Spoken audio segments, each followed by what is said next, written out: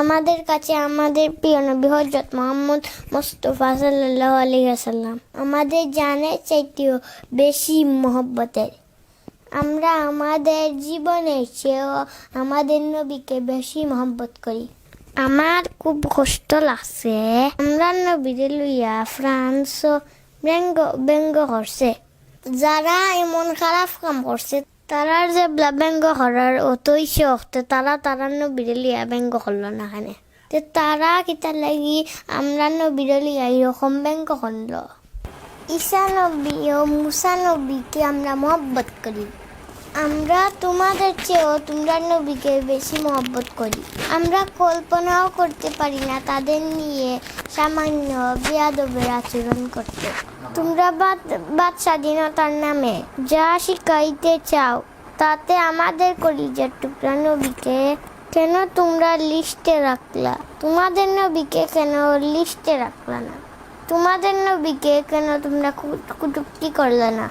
তোমাদের নবীকে একটু ব্যঙ্গ করে দেখাও তো, তখন বোঝা যাইবে বাকস্বাধীনতা কাহাকে বলে। ফ্রান্সের প্রেসিডেন্টকে নিয়ে ব্যঙ্গচিত্র করলা না কেন? তখনও বোঝা যাইতো বাকস্বাধীনতা কাহাকে বলে। বাকস্বাধীনতার মানে কি সম্মানিত ব্যক্তিকে অসম্মান করা? সম্মানিত ব্যক্তিকে অসম্মান করার নাম যদি বাকস্বাধীনতা হয়, তাহলে তোমাদের সম্মানিত ব্যক্তিকে অসম্মান করলা না কেন? আমাদের কলিজার টুকরা নবীকে কেন তোমরা অসম্মান করলে? আমাদের কলিজায় কি আঘাত লাগে না? আমরা মুসলিমরা কি তোমাদের নবীকে নিয়ে ব্যঙ্গ করেছি? তাহলে তোমরা কেন আমাদের নবীকে নিয়ে ব্যঙ্গ করবে? এটা তোমাদের কেমন মানসিকতা? তোমাদের মন মানসিকতা এত নিকৃষ্ট কেন?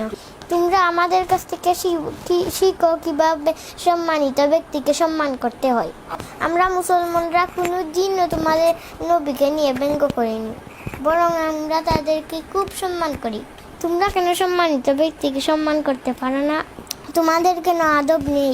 যার আদব নেই তাকেই বলা হয় বেয়াদব। তাহলে তোমাদের এই সমস্ত কর্মকাণ্ডের দ্বারা প্রমাণিত হলো তোমরা দুষ্ট জাতি। বিশ্বের মধ্যে একমাত্র ভদ্র সভ্য জাতি আমরা মুসলিমরা, এতে আমরা গর্ববোধ করি। তোমরা হয়েছ সবথেকে বেশি অসভ্য বর্ব জাতি। অসভ্য না হইলে তোমরা আমাদের নবীকে নিয়ে ব্যঙ্গচিত্র করতে না। তোমরা দুষ্ট না হলে আমাদের নবীকে নিয়ে ব্যঙ্গচিত্র করতে না। এখনো সময় আছে, তোমরা ক্ষমা চাও।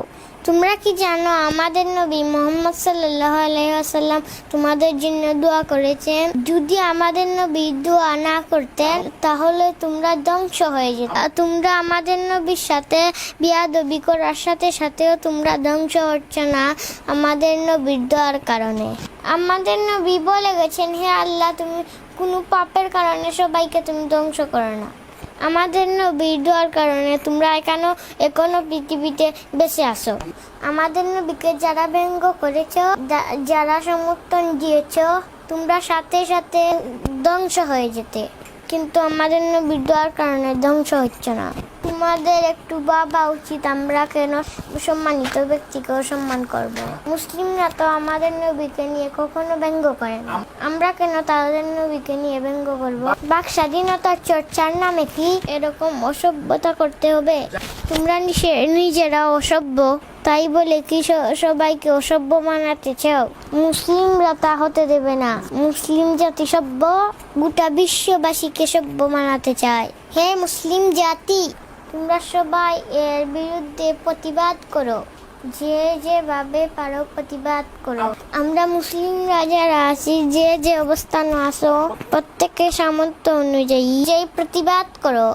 আমি ছোট মানুষ হয়ে একটা অনুরোধ করব, যে সমস্ত মুসলমানদের ইউটিউব চ্যানেল আছে, আপনারা প্রত্যেকে একটা করে ভিডিও আপনাদের চ্যানেলে আপলোড করুন।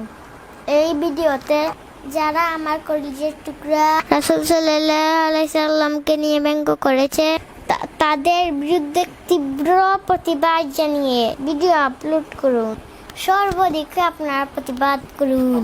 আমরা মুসলিমরা যদি ঐক্যবদ্ধভাবে প্রতিবাদ জানাই, তাহলে দুশমনের রাসূলরা আমার নবীজিকে নিয়ে আর কখনো ব্যঙ্গ করতে পারবে না। আসসালামু আলাইকুম ওয়া রাহমাতুল্লাহ। Ami Jafana Jannat Naba.